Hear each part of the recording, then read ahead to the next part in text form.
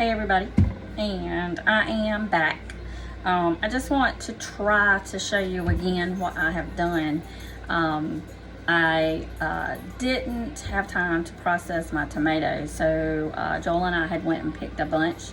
And what I did was I placed them in Ziploc bags, and I had cut the tops off and any kind of bad spots. Like this one right here, it had a bad spot in it, and I just took it off. But if you'll notice, when I picked it up, that skin just came off, okay? When you place them in water to defrost, the skins will actually come off a whole lot easier, just like you would do in the hot bath to deskin them, okay? Now, this method, okay, it will put a lot of extra moisture in your tomatoes because you're freezing them, okay? So you'll have to separate those and separate that water and ladle it off. Also, I actually save my tomato skins, and I'll show you those. See, these are my tomato skins. I just put them in a pot or a bowl, and I keep them until I can actually dehydrate them. I keep them moist, cool, and until I can get to them, you know, maybe a day and a half. I don't leave them in there too long at all. Tomato skins I take and dehydrate in the oven. I do not have a dehydrator, but I take and I'll dehydrate them in the oven until they're very, very crisp. I do it at my lowest oven settings. Mine is usually on warm, or I think about 175, 200, somewhere like that. So, but as you can see, I just picked it up and I started peeling the skin off. Sometimes you can push them like a grape and they just peel off like that. And then I put them over in my bowl. I save the skin for my tomato skins to dehydrate. I use tomato skins actually for soups, stews, if I need a thickener with a tomato base. That's what I use my tomato powder or tomato flakes with.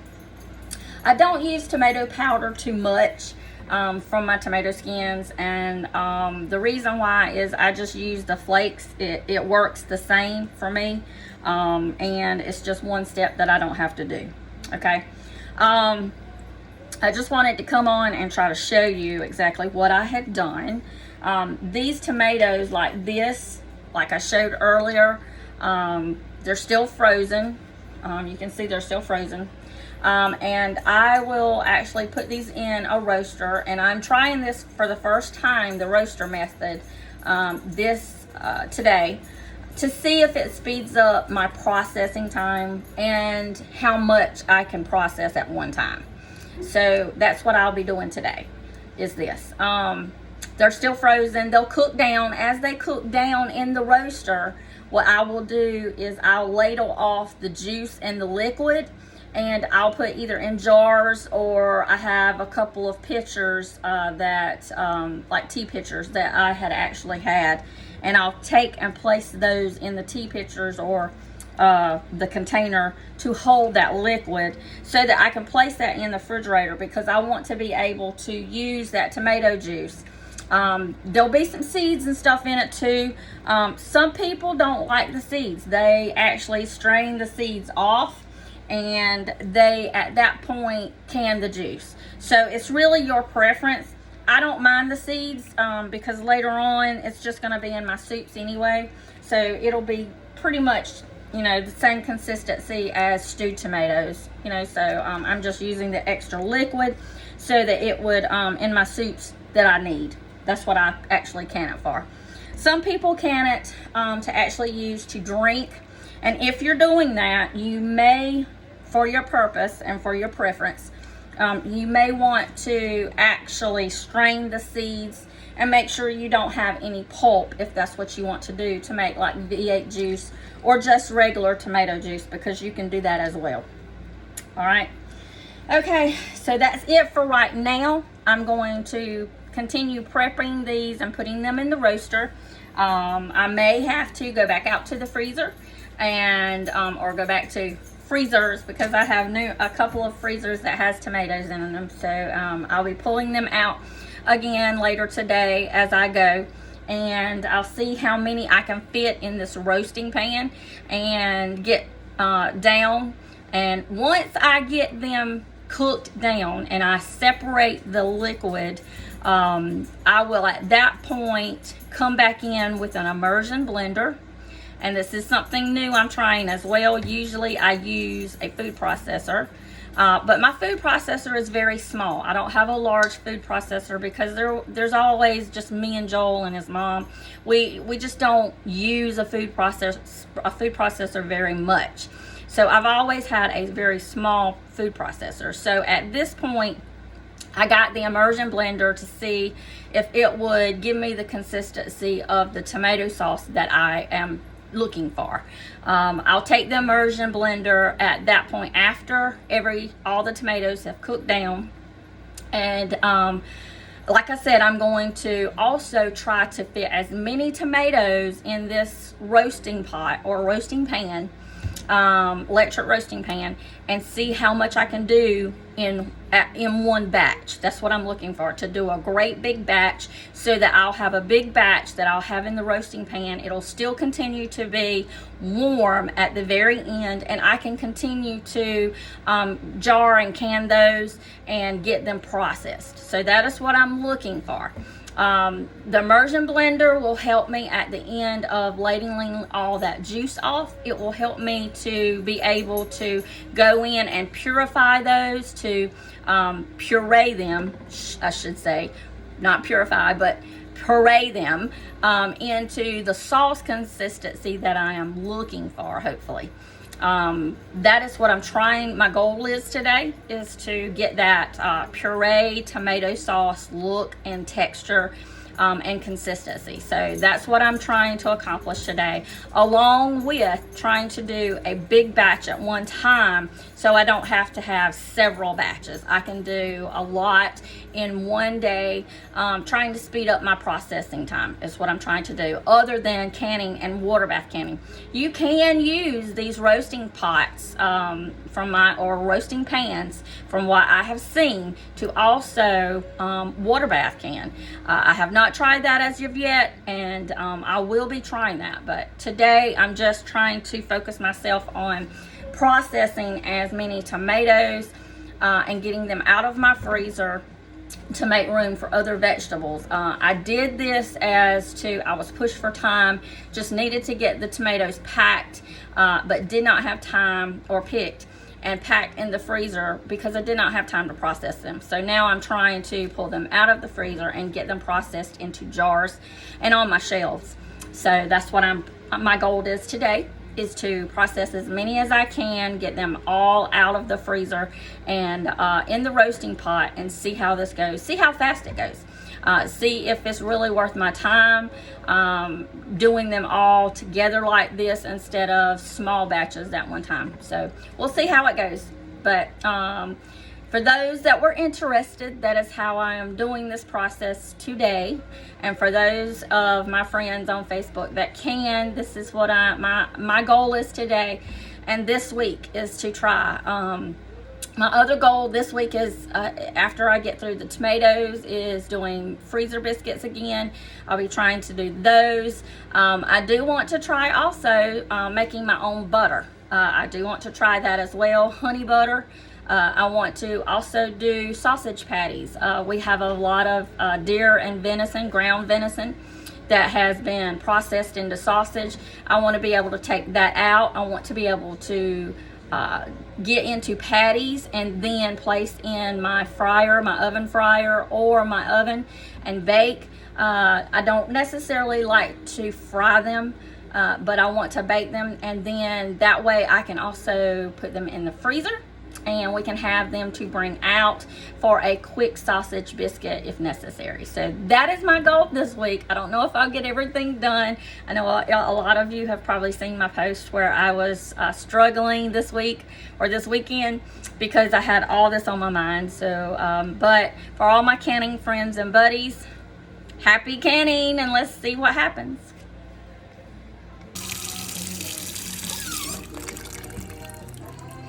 Hey everyone, and I am here this morning. This is Paula.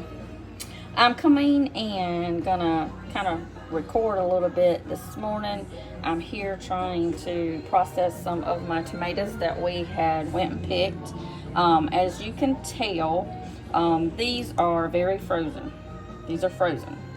And the reason I froze them is that I did not have time to process them when we went and picked them, but because it was beginning to be the end of the season, I needed to go ahead and get them picked.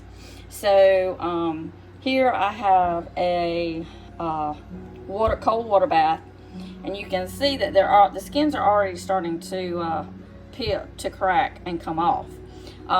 When you freeze your tomatoes, it does give extra water in the tomatoes that you have to ladle off later on, but it's just a whole lot easier if you do not have time to process your tomatoes. So this is what I've done. I've frozen the tomatoes until a later time, which is today.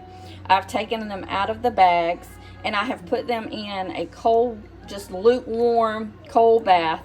And then what we'll do, I don't know if I can get this one. See how this one come off? See how easy that comes off?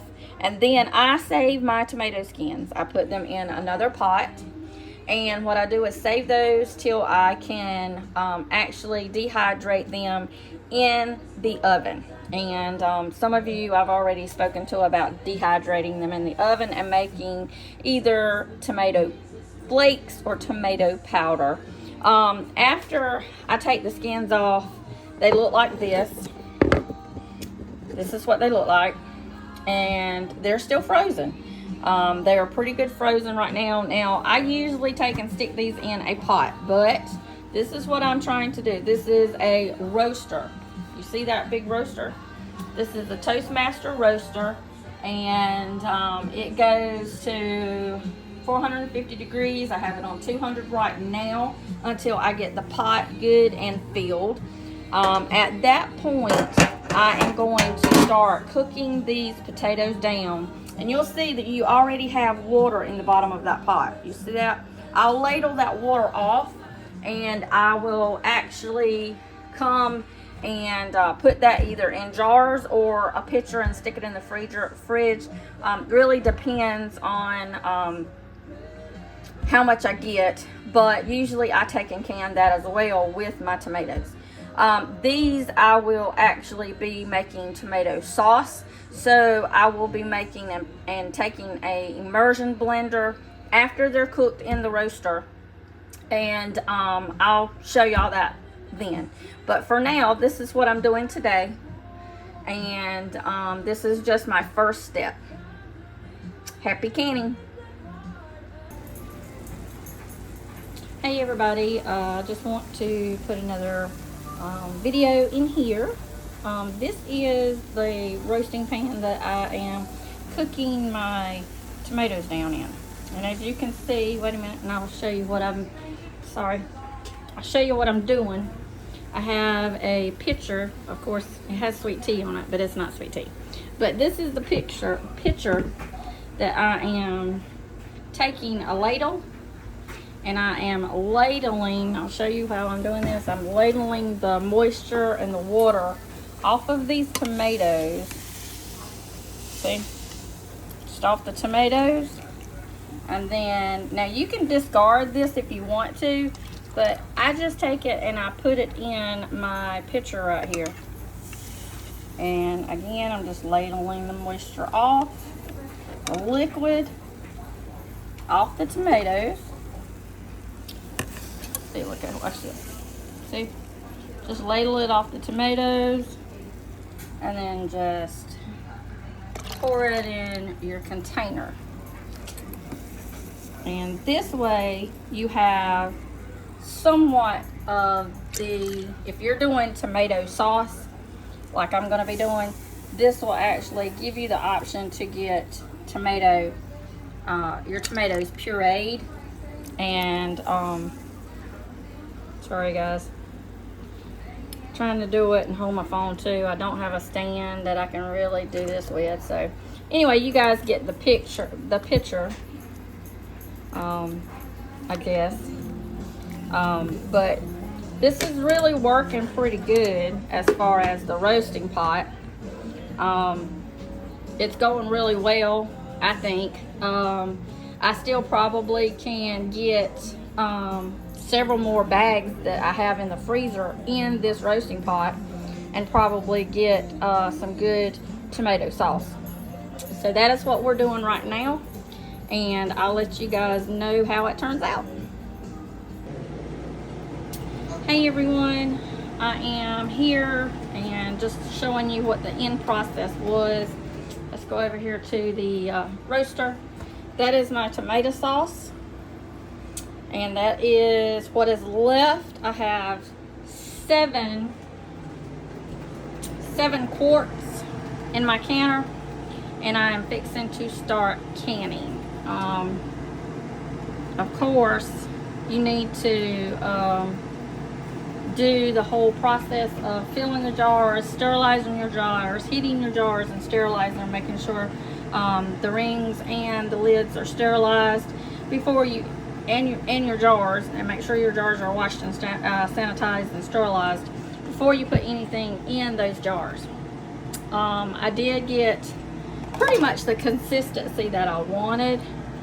Some people may say that that's more like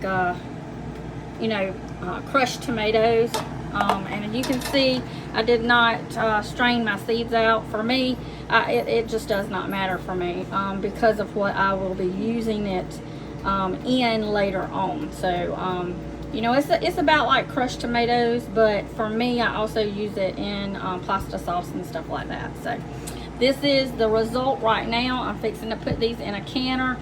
For every quart, I added a teaspoon of canning salt and 2 tablespoons of lemon juice. You can also use citric acid, and I think you only have to put 1 tablespoon of citric acid per quart jar, but you'll have to look for that because I did quarts instead of pints.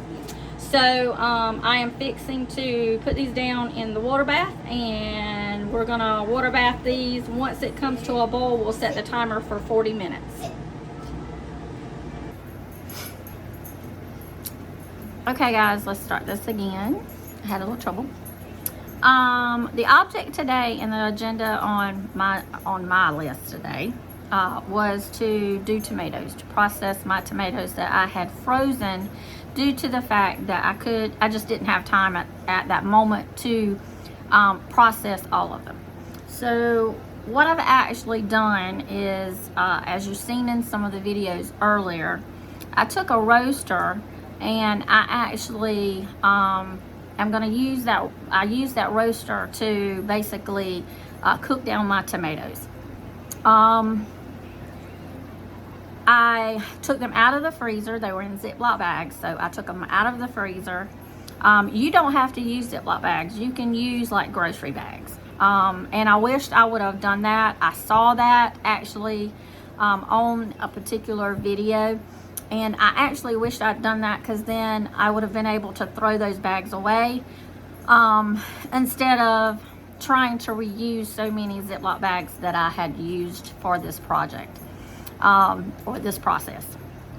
I put them in a lukewarm water bath in the sink, and I actually started to deskin them.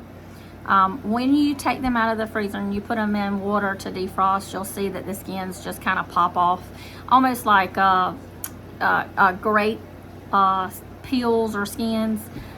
That's kind of what it resembles basically. They pop off real easy.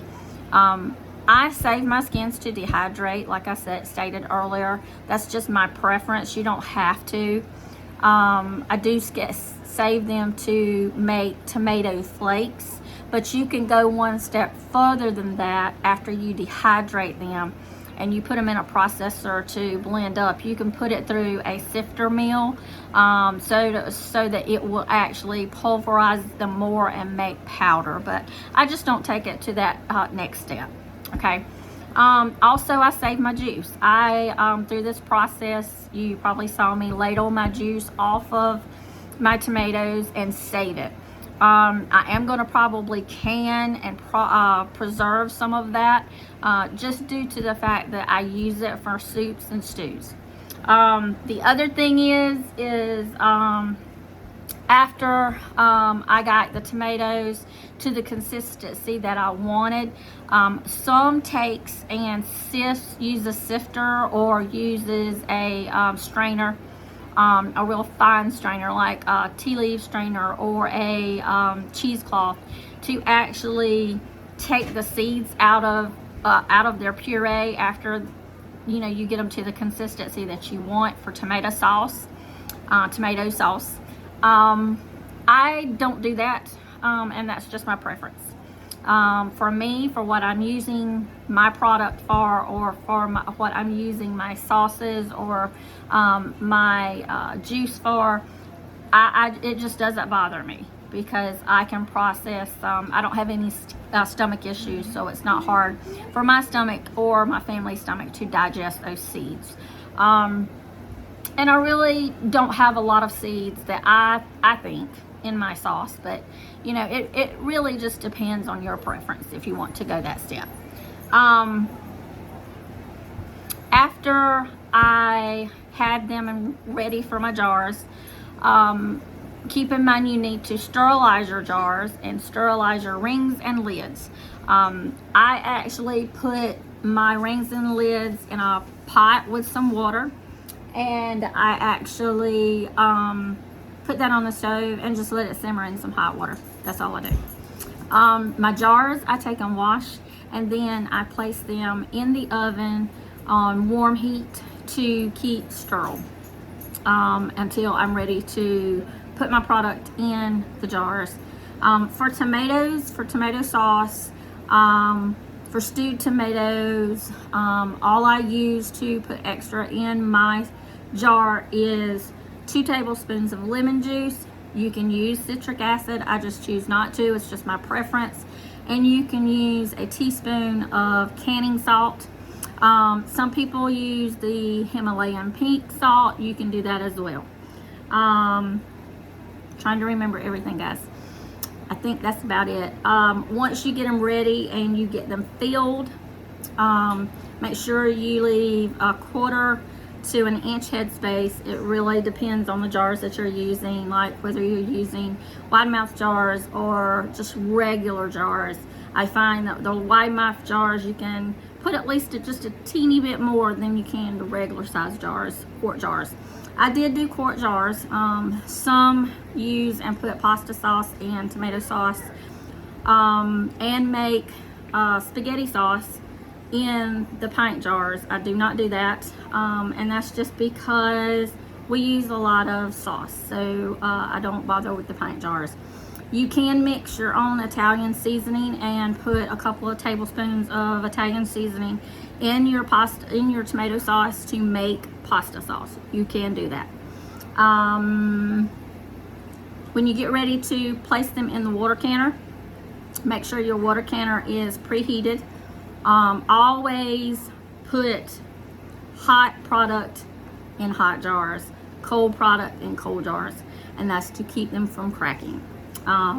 I have made the mistake of taking lemon juice out of the fridge that was cold and put it in the bottom of my jars, and then my jars cracked. So please be aware that you cannot do that. It must be warm liquid first, warm product first, to hot jars.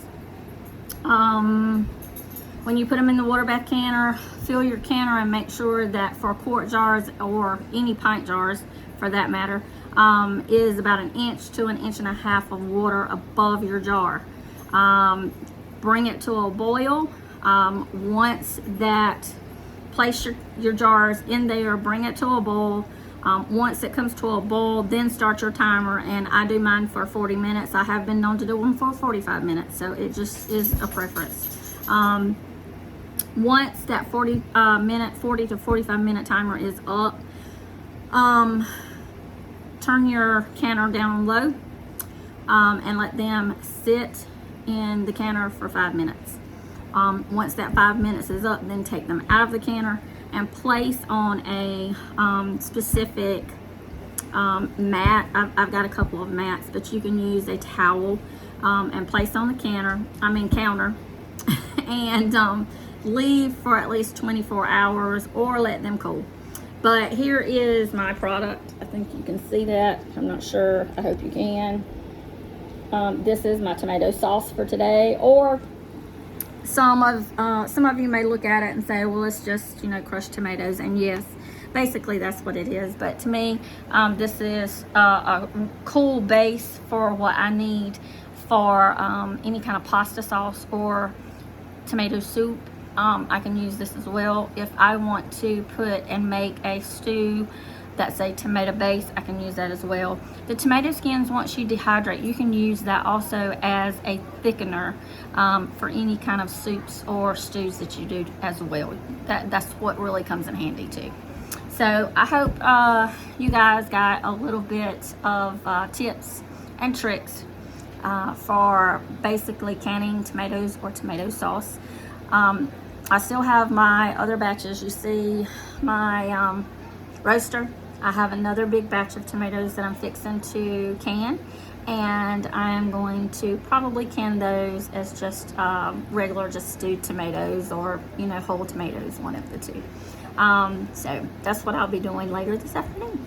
So I hope you enjoyed this this video. I hope it answers a lot of questions for some people that had been asking me how I can my tomatoes.